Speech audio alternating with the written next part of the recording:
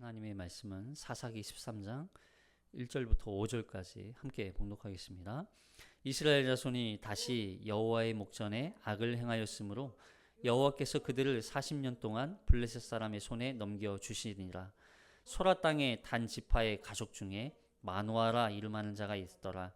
그의 아내가 임신하지 못하므로 출산하지 못하더니 여호와의 사자가 그 여인에게 나타나서 그에게 이르되 보라, 내가 본래 임신하지 못하므로 출산하지 못하였으나 이제 임신하여 아들을 낳으리니 그러므로 너는 삼가 포도주와 독주를 마시지 말며 어떤 부정한 것도 먹지 말지니라. 보라, 내가 임신하여 아들을 낳으리니 그의 머리 위에 삭도를 대지 말라. 이 아이는 태에서 나옴으로부터 하나님께 바쳐진 나시림이 됨이라. 그가 블레셋 사람의 손에서 이스라엘을 구원하기 시작하니라 하시니. 아멘. 이 말씀에 은혜 있으시기 바랍니다. 우린 지난 시간에 입다의 이 시볼렛에 대해서 우리가 함께 살펴봤죠. 그리고 입다의 뒤에 이어서 또 입산, 또 엘론, 그리고 압돈, 이 사사들이 이스라엘 땅을 또한 다스리고 통치했던 사사로서의 역할을 감당했던 시대를 우리가 보았어요. 사사가 있을 때에는 평안이었더라. 이게 참 우리에게 사사가 있을 때 평안이었더라. 한편으로는 사사의 존재가 우리에게 평안을 줄 수 있는, 그러니까 사사로 인하여서 결국에는 하나님과 관계가 회복될 수 있었다는 거죠. 그럼 사사가 없으면 그 관계가 어떻게 됐을까요? 깨어졌다는 거예요. 그게 오늘 이 삼손 이야기 시작하는 첫 줄에 바로 등장해요. 그래서 우리에게는 영원한 사사이신 누가 필요한 거예요? 예수 그리스도가 필요하다는 걸 계속해서 말씀해 주고 있는 거죠. 우리의 영원한 사사, 완전하신 사사, 모든 걸 이루신 사사. 그러니까 하나님과 관계가 깨어졌다. 뭐 때문에? 죄로 인하여서. 그 죄를 해결하지 않으면 하나님과의 관계는 해결되지가 않아요. 그 죄를 해결하기 위해서 예수 그리스도께서 이 땅에 오셨고, 그 죄를 해결받은 그런 성도 그리스도인들은 결국에는 하나님으로부터 사사시대에 누릴 수 있었던 그 평안, 8년, 6년, 10년, 25년, 30년, 40년 동안 누릴 수 있는 그 평화가 계속될 수 있다. 영원한 평안으로 우리에게 주어질 수 있다. 그 영원한 사사이신 분이 예수 그리스도이시다. 이걸 기억하는 거예요. 자, 오늘은 이 입다에 이어서 이제 12명의 이 사사들 중에 마지막 사사로 등장하는 삼손에 대한 이야기입니다. 자, 삼손에 대한 말씀이 다른 사사들에 비해서 굉장히 많은 분량을 차지하고 있어요. 물론 이제 기드온도 한 석장에 걸쳐서 하고 있는데, 오늘 이 삼손은 13장부터 16장까지 넉 장에 걸쳐서 이 삼손 이야기가, 그러니까 삼손이 태어나게 된 상황부터 죽을 때까지 모든 일대기를 다 다루고 있다는 거죠. 그리고 이제 나머지 17장부터 21장까지 이 사사기의 부록이라고 하는 부분이 남아 있거든요. 이 부분은 미가의 집에 신상과 우상 숭배가 이루어지는 그런 이야기가 등장하고요. 그리고 레위인의 이 첩에 대한 말씀이에요. 레위인이 첩을 두었더라. 그리고 그로 인해서 민족 간에 일어나는 아주 비극적인 피해, 내전이 일어나죠. 그거에 대한 말씀이 이제 사사기 끝에 등장합니다. 그렇다면 이 삼손에 대한 말씀을 통해서 우리에게 무엇을 말씀하고자 하시는가? 이 시대에 우리에게 삼손의 시대와 오늘 우리가 사는 시대가 무엇이 공통점이었고, 이걸 통해서 우리가 무엇을 또한 깨달아야 하고, 또 하나님의 뜻이 무엇인지 분별하는 게 중요하죠. 자, 삼손은 1절을 한번 보겠습니다. 1절 13장 1절 시작. 이스라엘 자손이 다시 여호와의 목전에 악을 행하였으므로 여호와께서 그들을 40년 동안 블레셋 사람 손에 넘겨주시니라. 자, 그리고 2절도 같이 읽어볼까요? 2절도 시작. 소라 땅의 단지파의 가족 중에 마노아라 하는 이름이라는 자가 있더라. 그의 아내가 임신하지 못하므로 출산하지 못하더니. 그러니까 삼손이 태어나기 전 상황을 지금 보여주고 있는 거죠. 삼손은 단지파 사람이에요. 단지파 사람. 단지파는 어디예요? 단지파는 기억나실지 모르겠어요. 이쪽이 요단강이라면 요단강 동편은 이미 지금 입다와 암몬 사람들과의 전쟁이 있었죠. 이제는 이 서편, 이 지중해 지역이에요. 지중해가 있고 그리고 지중해 중간 지역에 단지파가 있어요. 여기는 에브라임과 잇대어 있고 그리고 아래쪽에 블레셋이 있어요. 지금의 블레셋 지역이 이제 가자 지구 이쪽을 다 포함하고 있죠. 그러니까 이 블레셋의 압제를 당했던 기간이 몇 년? 40년이라는 시간. 이거 엄청나게 긴 세월이잖아요. 굉장히 긴 세월이에요. 이 긴 세월 동안 압제를 당하고 있는 이스라엘, 그 이스라엘을 구원하기 위해서 등장한 사사가 바로 삼손이에요. 삼손은 사사로 있던 이 20년 동안 평안하였더라. 그런 삼손이 어떻게 출생하였는지 1절에서 이걸 기록하고 있어요. 이스라엘 자손이 다시 여호와의 목전에 악을 행하였으므로 여호와께서 그들을 40년 동안 블레셋 사람의 손에 넘겨주시니라. 여러분 이 보세요. 이스라엘 자손이 다시 여호와의 목전에 악을 행했대요. 그러니까 블레셋의 압제의 원인이 뭐예요? 블레셋으로부터 압제를 당하고 고통을 겪은 이유가 뭐예요? 여호와 앞에서 악을 행한 거예요. 여기 여호와의 목전에 악을 행했다 이 말을 여호와의 목전이 어디라고 그랬어요? 여호와의 눈목자예요. 이게 눈 앞에서 여호와 앞에서 여호와 눈앞에서 악을 행하고 있다는 거예요. 다른 것도 아니고 여러분 앞서 이 입다와 입산 엘론 압돈에 의해서 31년 동안 평안했거든요. 그런데 그 평안도 잠시 다시 이스라엘은 여호와 앞에서 눈앞에서 어디 숨어서도 아니고 여호와 앞에서 숨어서 하는 것도 죄죠. 안 보이니까 죄가 아니다? 그것도 죄죠. 더군다나 이 악을 행했다는 이 표현이 이게 한 번 하고 안 했다 이걸까요? 아니면 계속했다 이걸까요? 아니면 점점 더 많이 했다 이런 뜻일까요? 점점 더 많이 했다는 뜻이에요. 이게 점점 더 더 많아졌다. 그러니까 이게 뭐냐면 죄에 대한 인식조차 하지 못했다는 거예요. 아니면 안 했든지. 이게 죄야. 이걸 죄라고 알려주지 않아도 죄가 죄인지 알잖아요, 사실은. 근데 이걸 몰랐다고 할 수는 없어요. 왜냐하면 이미 지금까지 하나님이 수십 년 동안 지금 보세요. 이 사사기가 시작된 지 지금 여호수아 시대부터 80년이 지났단 말이에요. 60년, 80년이. 80년이라는 세월이 지났어요. 뭐 몇백 년이 막 지나가지고, 그러니까 지금 출애굽한 3세대예요, 3세대. 부모 세대, 그 다음 세대가 이 가나안 땅을 차지하고 그 다음 세대가 이 땅에서 이제 살아가는 거. 여러분, 불과 3세대, 3세대 모르겠습니까? 알죠. 알아요. 모르는 척 했던 거죠. 결국에는. 그 기간이 몇 년이라고요? 40년이에요. 무려 40년 동안 여호와 하나님 앞에 계속해서 악을 더 행했다는 거죠. 여러분, 악은 유지되는 게 아니에요. 악은 더 악해지고 점점 더 악을 행하고 싶어지는 게 악이에요. 왜냐하면 이 악은 중독을 넘어서 인간 내면을 잠식시켜 버리거든요.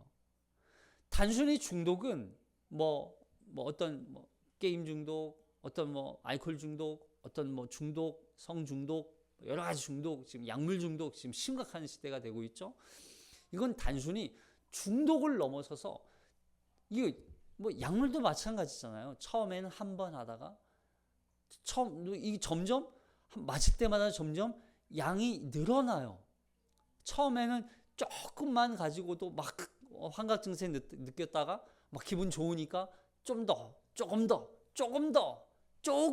하다가 결국에는 과다 주입으로 사망하잖아요. 이게 악도 마찬가지예요. 악은 처음에는 작아요. 그냥 이 작은 악을 해결하지 않고 계속 남겨놓고 그 악을 계속 행하다 보면 더 큰 악, 더 좋은 거, 더 재밌는 거, 더 쾌락적인 거, 더 신나는 거, 더 좋은 거, 이게 악이라고요. 그래서 악이 무서운 거예요. 이런 상황을 아주 잘 설명해 주는 인물이 바로 이 마노아예요. 마노아. 그럼 삼손의 아버지죠. 자, 여기 2절에 보세요. 시작. 소라 땅의 단지파의 가족 중에 마노아라 이름하는 자가 있더라. 그의 아내가 임신하지 못함으로 출산하지 못하더니. 삼손의 시대가 이런 시대였다는 거예요. 악이 점점 더 관영해지는 시대. 누구든 조심스럽게 악을 행하는 사람이 있었던 게 아니에요. 그냥 다 모든 사람이 그냥 다 드러내놓고 그게 악인지도 모르는지 아는지 상관없어. 그냥 다 그냥 악을 행하고 있는 시대가 바로 삼손의 시대였다는 거예요. 여러분, 이 소라 땅 단지파 중에 마노아라는 사람, 더군다나 그의 아내가 임신하지 못함으로 뭘 못해요? 출산하지 못한다. 임신하지 못함으로 출산하지 못한다. 이것은 단지 마노아의 문제가 아니고 마노아를 대표적으로 지금 상징적으로 보여주는 거예요. 이스라엘의 현 실정을 아주 정확하게 드러내주고 있는 이 표현이에요. 마노아에게 문제가 있는지 아니면 마노아의 이 아내에게 문제가 있는지 어떤 잉태를 못하는 어떤 기록이 있는 건 아니지만 생명을 잉태할 수 없는, 생명을 출산할 수도 없는 그런 상태, 이게 누구라고요? 이스라엘이라는 거예요. 여기서 생명은 단순히 아이를 낳지 못하는 그런 임신, 이런 정도로만 이야기하는 게 아니에요. 이게 뭐예요? 하나님과 이스라엘의 관계가 잉태하지도 못하고 출산하지도 못할 만큼 완전히 무너져 있는, 깨어져 있는 상태. 이게 바로 이스라엘 삼손의 시대였다는 거예요. 무너진 이스라엘의 이 영적인 상태를 설명해주고 있는 거죠. 그럼 이스라엘은 이제 결국 하나님의 말씀을 들을 수도 없고 듣고 행할 수조차 없는 그런 상황, 그런 상태에 놓여 있다. 이스라엘은 이제 하나님의 말씀을 들을 수도 없고 그 말씀을 행할 수조차 없는 시대였다는 거예요. 그만큼 하나님 앞에 범죄하고 타락하고 무너진 시대였다는 거죠. 이것이 죄악의 무서움이에요. 그러면 우리 이걸 알지 못하는 게 문제죠. 무슨 얘기냐면 점점 더 악해지고 점점 더 무엇이 하나님의 뜻인지도 모르고 점점 더 하나님의 말씀이, 하나님의 뜻이, 하나님의 의도가 무엇인지 말씀이 점점 희귀해지는 시대를 향해 가고 있는 거예요. 그리고 말씀에 순종할 의지조차 없고 관심조차 없는 시대를 향해 지금 가고 있는 거예요. 마치 이 시대와 같이. 그럼 이 시대도 마찬가지예요. 그러면 우리가 말씀을 정말 사모하면서 말씀 앞에 내 인생을 걸고 그 말씀의 뜻이 무엇인지 분별하고 그 말씀대로 순종하고자 하는 그런 의도를 가지고 정말 그 간절함을 가지고 살아가는 사람들이 있냐는 거예요. 그렇지 않으면 다 뭐예요? 마노아 같은 사람들이에요. 무엇이 죄악인지, 무엇이 선인지, 무엇이 하나님의 생명을 잉태하는 일인지, 무엇이 하나님의 뜻을 이루는 일인지 관심이 없는 시대가 마노아의 시대라는 거예요. 마노아의 시대. 그러한 행할 능력조차 없는 상태에 놓여 있는 사람들이 마노아라는 거예요. 마노아. 더군다나 이 만화의 이름의 뜻이 뭔지 아세요? 평안, 안식이라는 뜻이에요. 만화, 평안, 안식. 아니, 어떻게 이런 상황이 평안하고 안식한 할 수 있는 시대예요? 그럼 블레셋에 의해서 40년 동안 압제를 당하는데도 평안할 수 있어요? 안식을 누리고 있다고 할 수 있어요? 이게 마치 이런 거예요.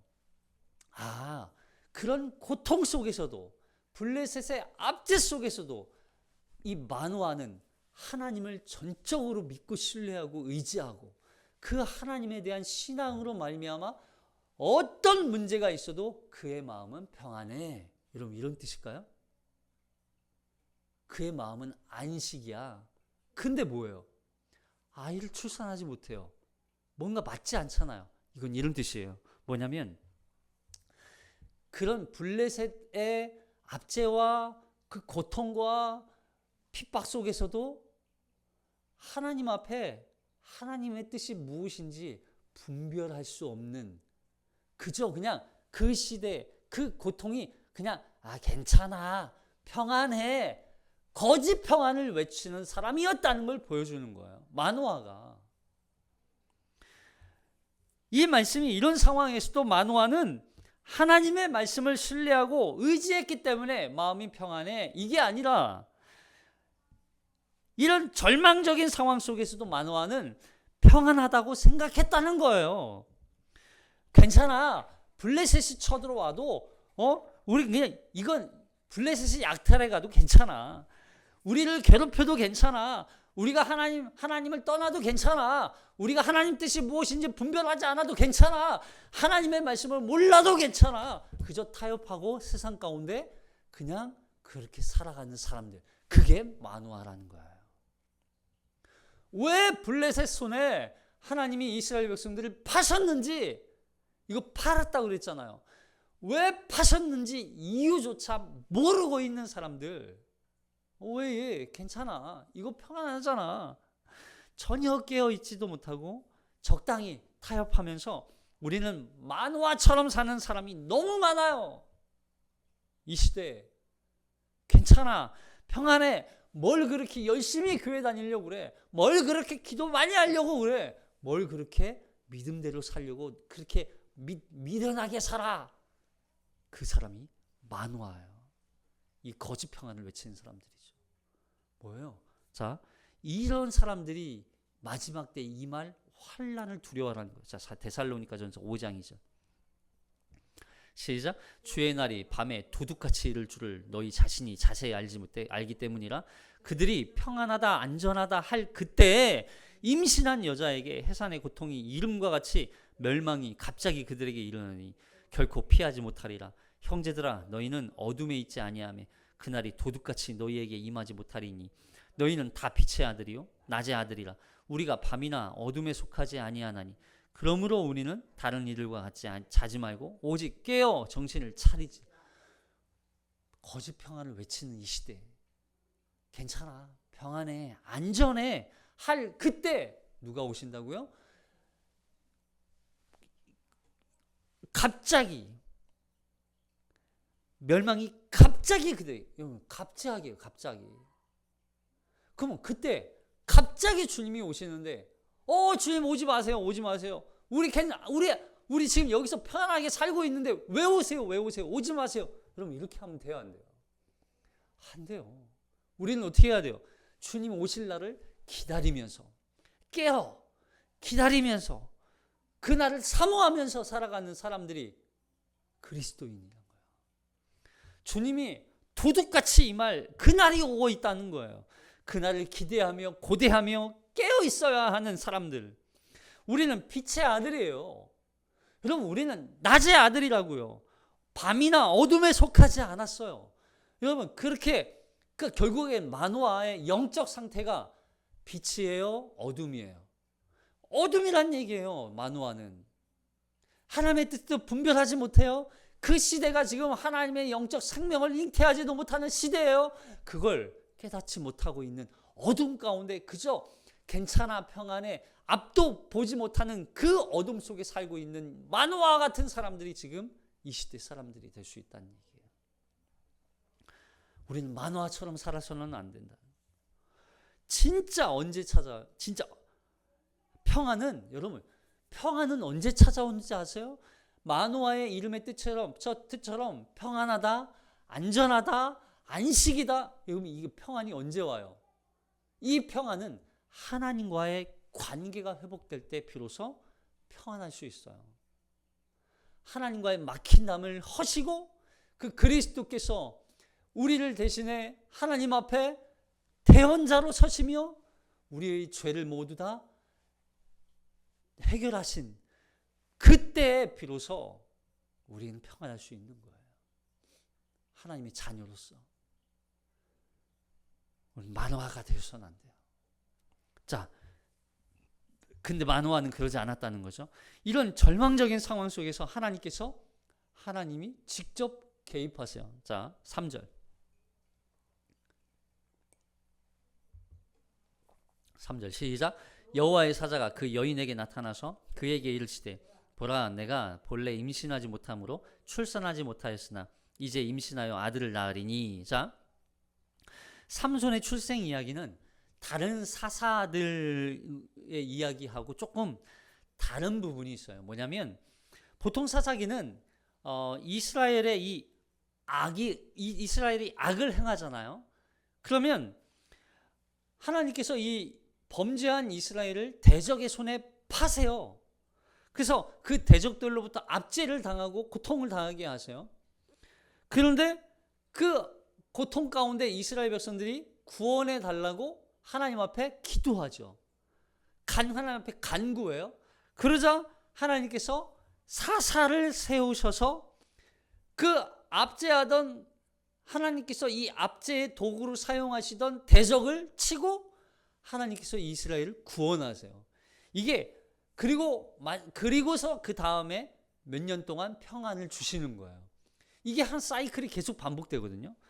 근데 이런 사이클이 있는데 이 삼손 이야기에서는 뭐가 없냐면 이스라엘의 간구가 없어요. 부르짖었더라. 그럼 블레셋의 압제로부터 고통당하는 이스라엘이 하나님 앞에 블레셋으로부터 구원해달라고 부르짖는 말씀이 있어요, 없어요? 없어요. 왜 없을까요? 왜요? 이게 그만큼 이 땅에 이스라엘의 범죄가 얼마나 심각했는지를 보여주는 거예요. 하나님 찾지 않아요. 하나님을 원하지 않아요. 왜냐하면 이게 그냥 자연스러운 거예요. 그렇게 살아가는 게 맞다고 여기고 살아가는 거예요. 괜찮아. 이게 원래 인생이 그래. 원래 인생이 그런 게 어디 있어요? 우리는 하나님의 택함받은 자녀로서의 인생은 다른 거예요. 우리의 인생은 하나님이 개입하셔야만 살 수 있는 인생이에요. 하나님과 관계가 회복되지 않으면 살 수 없는 인생이라고요. 이게 성도예요. 이게 하나님의 백성이라고요. 그러니까 이 이스라엘의 범죄를 하나님이 도저히 가만히 둘 수 없으니까 하나님이 직접 나타나셔서 하나님께서 구원하시겠다고 말씀하시는 거예요. 그 방법이 뭐냐면 잉태라는 방법이에요. 잉태. 그러니까 이스라엘을 구원하기 위해서 잉태라는 방법, 그래서 잉태라는 방법은 두 가지 의미를 가지고 있어요. 뭐냐면 하나는 그 이스라엘의 고통으로부터의 해방, 그죠? 이스라엘의 고통으로부터 해방, 죄로부터의 해방. 이게 첫 번째라면 두 번째 뭘까요? 구원의 시작이에요. 구원의 시작. 그러니까 고통, 죄로부터 해방, 그 죄의 결말, 죄의 심판으로부터의 해방, 자유, 이게 주어지지 않으면 구원은 있을 수 있어요, 없어요? 없는 거예요. 완전한 구원이 될 수 없는 거예요. 죄 해결이 되지 않으면, 죄로부터 해방되지 않으면 참된 생명을 얻는 게 안 되는 거예요. 그래서 하나님은 이 잉태라는 방법을 택해서 우리에게, 이 이스라엘 백성들에게 구원, 사사로서의 구원을 이끌어가고 계시는 거예요. 자, 여기 마노아의 아내에게 하지 말아야 할 것에 대해서 말씀하세요. 자, 13장 4절 시작. 그러므로 너는 삼가 포도주와 독주를 마시지 말며 어떤 부정한 것도 먹지 말지니라. 이거 누구에게 주시는 명령이에요? 마노아의 엄마, 아니 마노아의 아내, 삼손의 어머니에게. 예, 여기 원래 여기 여인의 이름이 등장하지 않아요. 처음부터 끝까지. 그러니까 비천한 여인, 어떻게 보면 참 하찮은 여인으로 보일 수도 있는데, 이 여인이 이 여호와의 천사로부터 잉태, 수태고지와도 같은 잉태 소식에 대해서 받아요. 근데 이걸 누구는 모를까요? 마노아는 몰라요. 남편은 몰라요. 그런 차원에서 보면 이걸 마노아에게 왜 말씀하지 않았을까? 다음 시간에 우리가 할 말씀이긴 한데, 마노아에게 말씀하지 않아요. 아내에게 말해요. 이름도 없는 아내에게. 왜 그럴까? 마노아는 아직 그럴 만한 영적인 깨어있는 상태가 아니기 때문에. 그래서 이 명령을, 더군다나 이 포도주와 독주를 마시지 말라. 그럼 이 말씀이 삼손에게도 연결되잖아요. 왜냐하면 나실인 규례거든요. 이 규례를, 아니 나실인이 아니잖아요. 이 엄마는.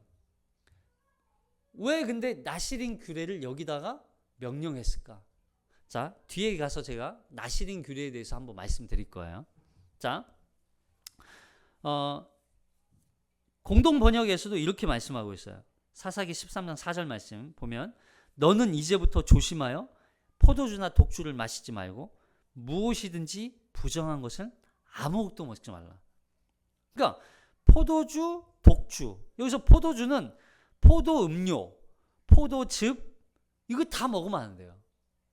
그리고 독주는 뭐예요? 과실주, 또는 우리 이제 오늘날 따지면 이제 소주, 맥주, 또는 이렇게 저기 뭐 보드카, 뭐 이런 거, 이제 독한 술 있죠. 증류소, 이런 거. 어쨌든 독주 마시지 말라. 그러니까 그 당시에는 포도주가 그냥 물처럼 상용되던 시대였는데, 이걸 먹지 말라. 그 이야기는 마시는 거, 먹는 거, 이 부정한 음식도 먹지 말라. 그러니까 부정한 음식 먹지 말라. 부정하다는 건 결국 규례로 주신 음식 외에는 아무것도 먹어서는 안 돼요. 그럼 결국 먹는 걸 통해서 이 삼손, 이 하나님께서 구별하신 삼손을 예비하신 이 아이에 대한 그 구별에 대한 의미가 아이에게도 전달되겠죠.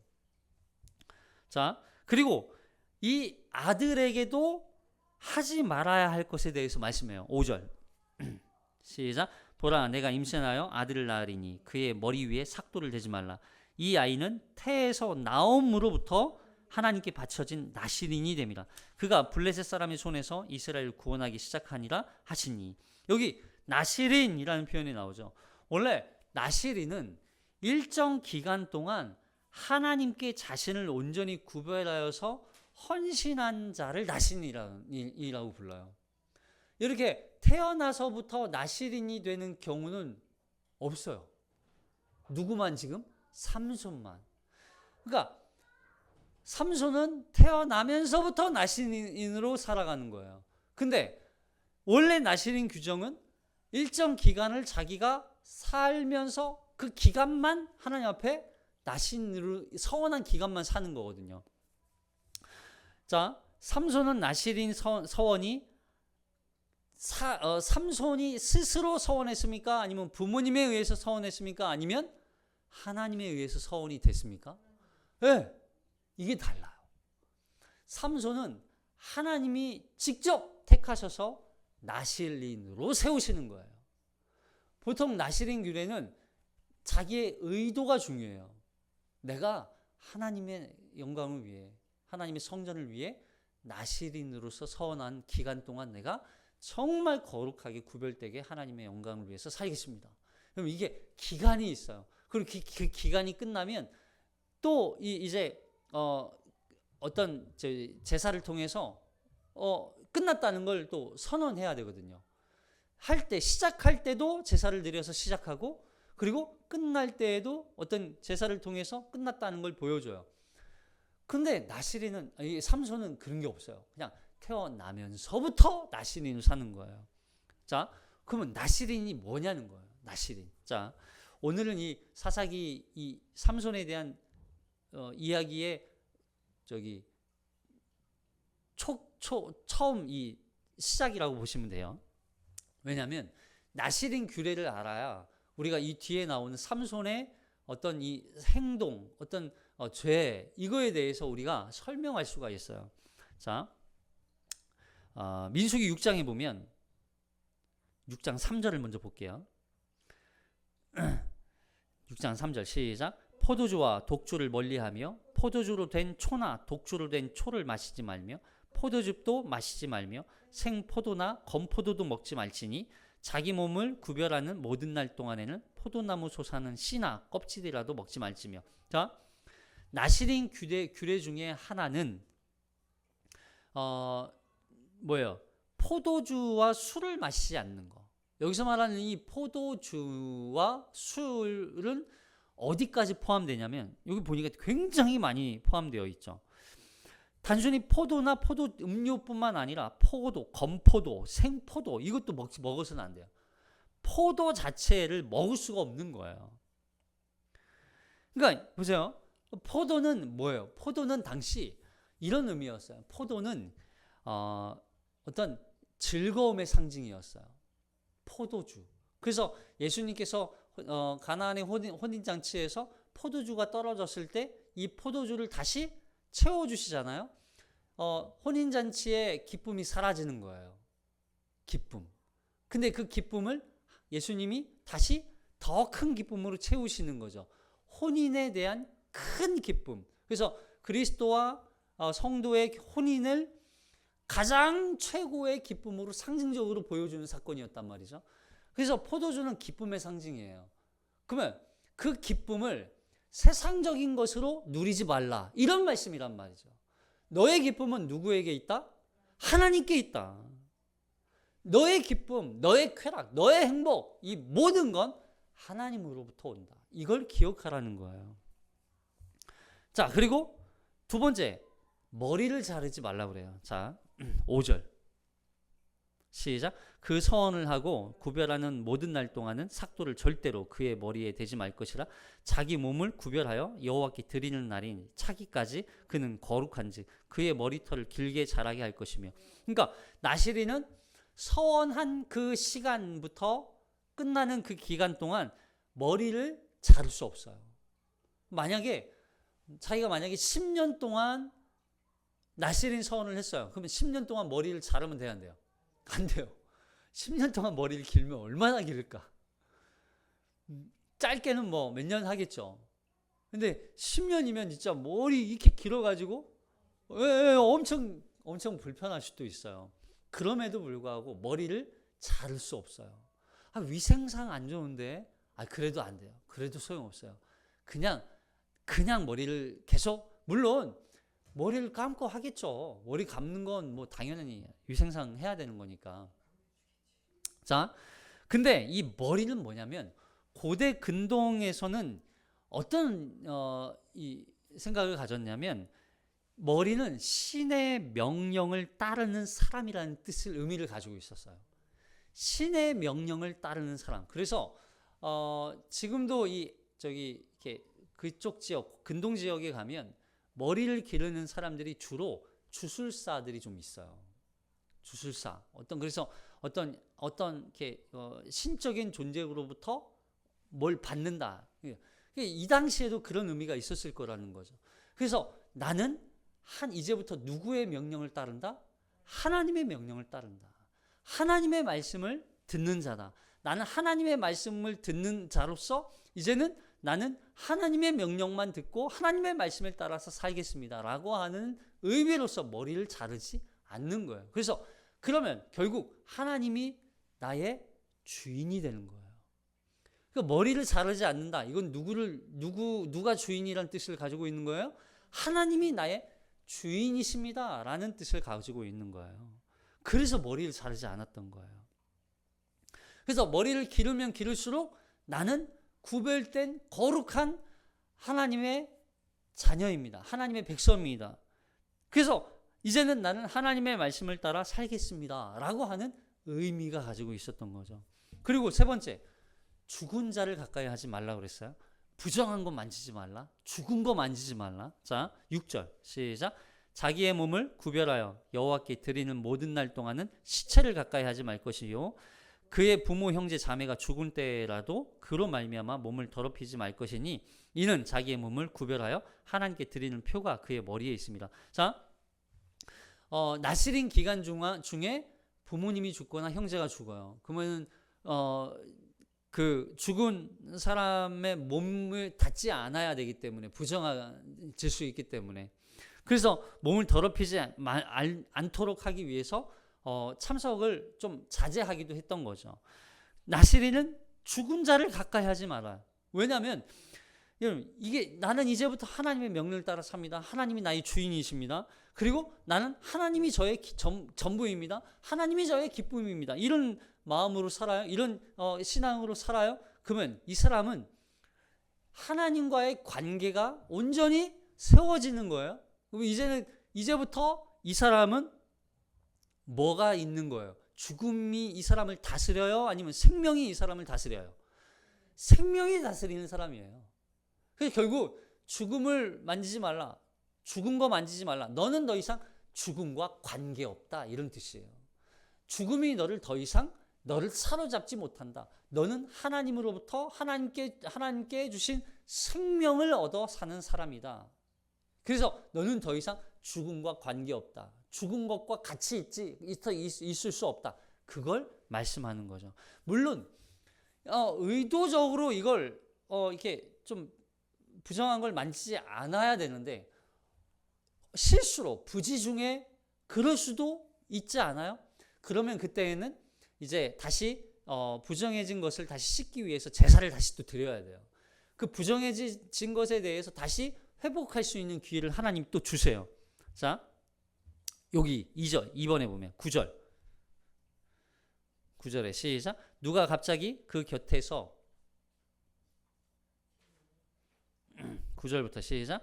누가 갑자기 그 곁에서 죽어서 스스로 구별한 자의 머리를 더럽히면 그의 몸을 정결하게 하는 날에 머리를 밀 것이니 곧 7째 날에 밀 것이며 8째 날에 산 비둘기 2마리나 집 비둘기 새끼 2마리를 가지고 회막물에 와서 제사장에게 줄 것이요 제사장은 그 하나를 속죄 제물로 하나는 번제물로 드려서 그의 시체로 말미암아 얻은 죄를 속하고 또 그는 그날에 그의 머리를 성결하게 할 것이며 자기 몸을 구별하여 여호와께 드린 날을 새로 정하고 1년 된 숫 양을 가져다가 속건 제물로 드릴지니라. 자기 몸을 구별한 때에 그의 몸을 더럽혔은즉 지나간 기간은 무효니라.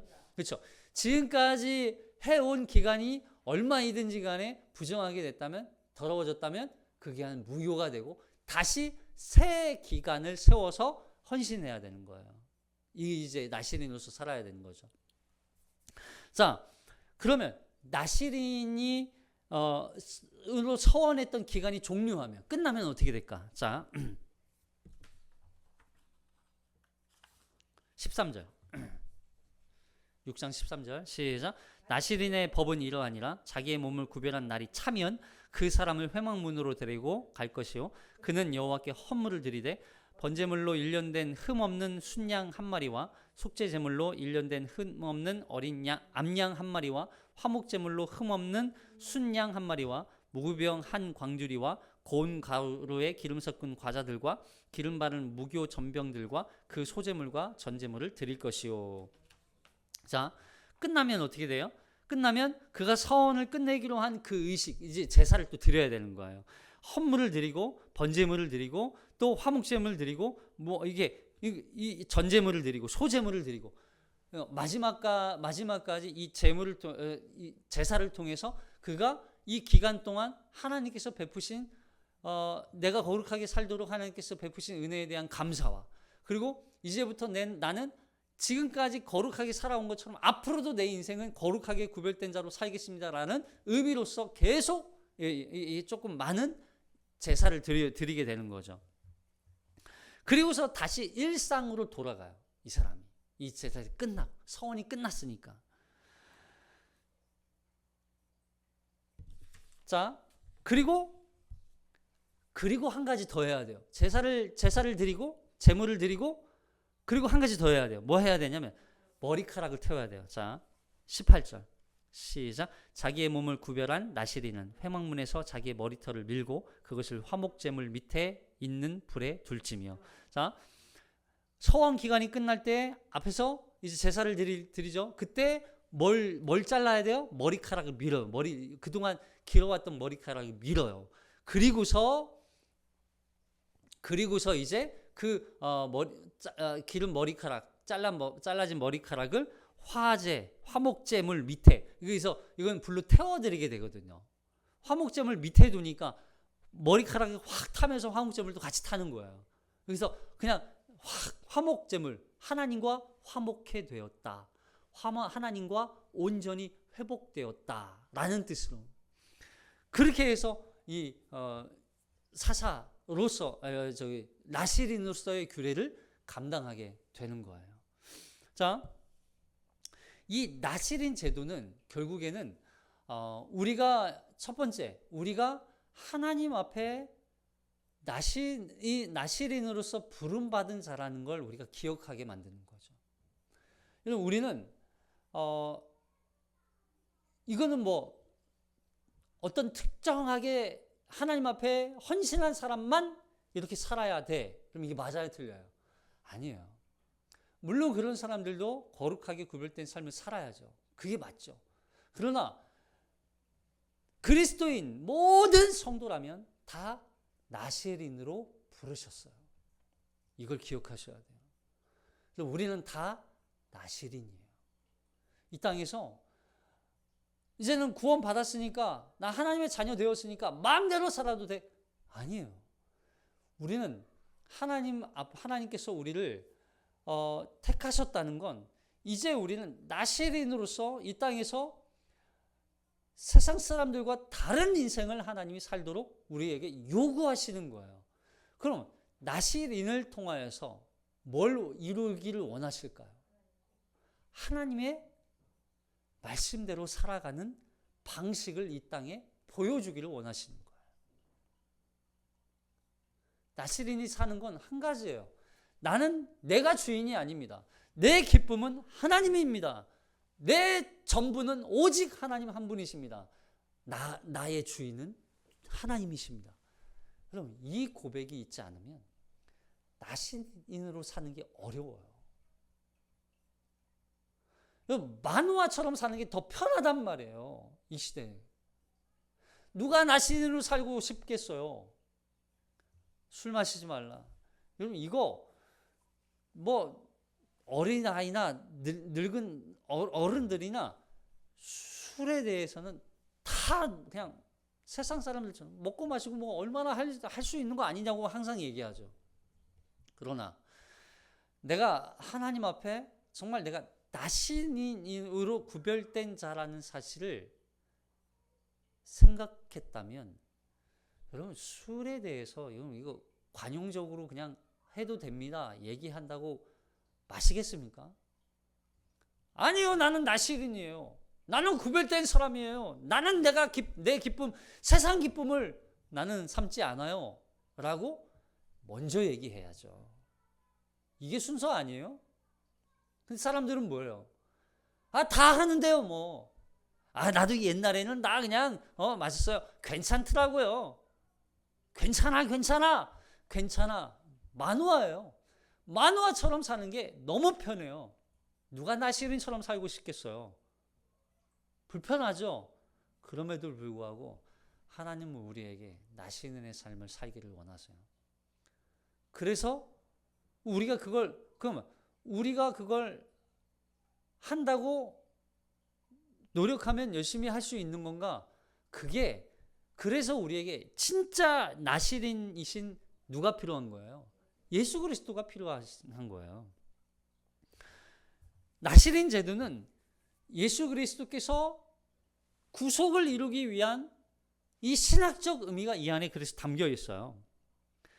예수 그리스도 주님은 이스라엘을 위한 구속자이시면서 하나님의 아들이시고 그분은 자신의 삶을 온전히 바치셔서 온전히 헌신하셔서 세상과 구별된 삶을 사셨어요. 그리고 그 삶을 통해서 우리를 구원하시는 거예요. 당신이 제물 되시고, 당신이 죽으시고 피 흘리시고, 당신의 살과 피를 뿌리심으로 말미암아 우리의 죄를 사하시고 영원한 심판으로부터 우리를 자유케 하시고 생명을 주셔서 하나님의 자녀가 되게 하신 거. 이걸 우리에게 이루어 주셨단 말이죠. 그러니까 우리는 항상 예수를 먹는 거예요. 예수를 먹는 거예요. 나시린은 뭘 먹고 살아요? 예수 먹고 사는 거예요. 예수 먹고 사는 거. 세상에 있는 거 먹는 게 아니라고요. 세상의 기쁨, 세상의 만족, 세상에서 주는 거 먹으면서 사는 게 아니라 우리는 예수 먹으면서 사는 거예요. 예수가 우리의 생명으로. 그 사람이 나시린이에요. 나시린 규례는 우리가 이 땅에서 피할 수 있는 길이 아니에요. 우리가 살아야 할 사명입니다. 거룩하게 구별된 삶을 통하여서 한 가지만 기억하시고 한 주 동안 내가 나시린으로 살겠습니다. 하나님이 원하시고 말씀하신 뜻대로 살기를 하나님 예수 그리스도의 살을 먹으며 힘을 얻고 생명을 얻어 살아가겠습니다. 이 고백으로 한 주를 살아내는 저와 여러분 되시기를 주님의 이름으로 축복합니다. 기도하겠습니다.